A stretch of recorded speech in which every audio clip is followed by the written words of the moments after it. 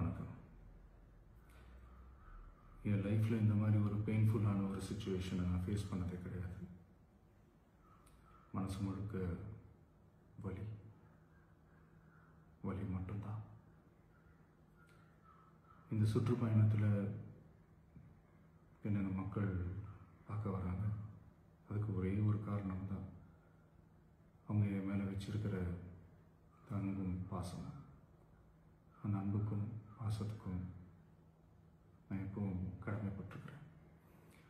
அதனால தான் இந்த சுற்றுப்பயணத்தில் மற்ற எல்லா விஷயங்களையும் தாண்டி மக்களுடைய சேஃப்டி, அதில் எந்த காம்ப்ரமைஸும் பண்ணிடக்கூடாதுன்றதுக்காக தான் அது என் மனசில் ரொம்ப ஆழமாக இருக்கும் அந்த எண்ணம்.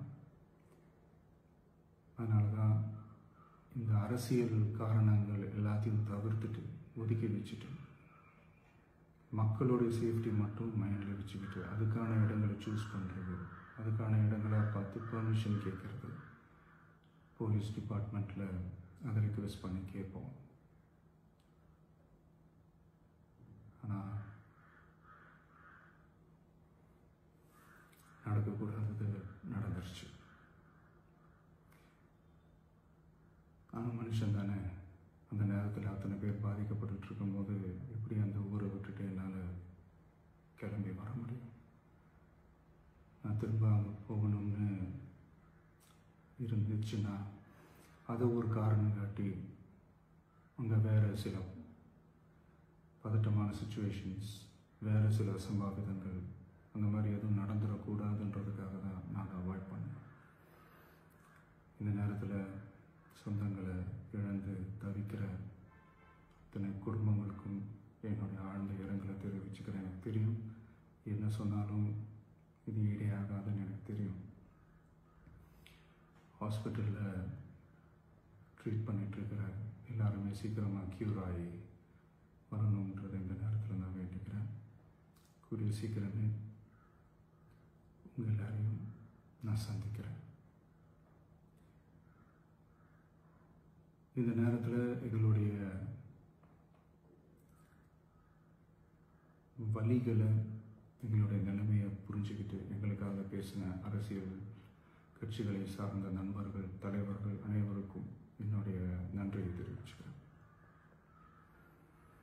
கிட்டத்தட்ட ஒரு 5 மாவட்டத்துக்கு பிரச்சாரத்துக்கு போனோம். இந்த மாதிரி எதுவுமே நடக்கல. ஆனால் கரூரில் மட்டும் ஏன் எப்படி நடக்குது, எப்படி நடக்குது? மக்களுக்கு எல்லா உண்மையும் தெரியும்.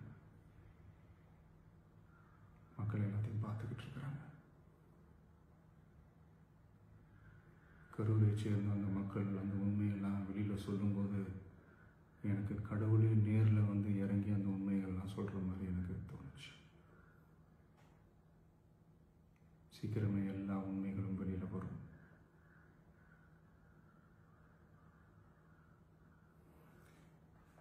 எங்களுக்கு தரப்பட்ட இடத்துல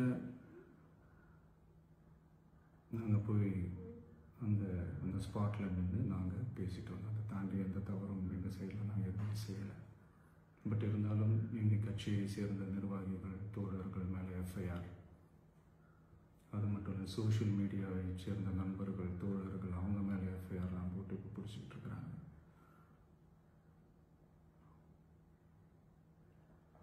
சிஎம் சார், உங்களுக்கு ஏதாவது இந்த பழி வாங்கணும் அப்படின்ற எண்ணம் ஏதாவது இருந்துச்சுன்னா என்ன வேணாலும் பண்ணுங்க. அவங்க மேலே கை வைக்காதீங்க. நான் ஒன்று வீட்டில் இருப்பேன், இல்லை நான் ஆஃபீஸில் இருப்பேன். என்ன வேணாலும் செய்யுங்க. நண்பர்களே, தோழர்களே, நம்மளுடைய அரசியல் பயணம் இன்னும் ஸ்ட்ராங்காக, இன்னும் தைரியத்தோட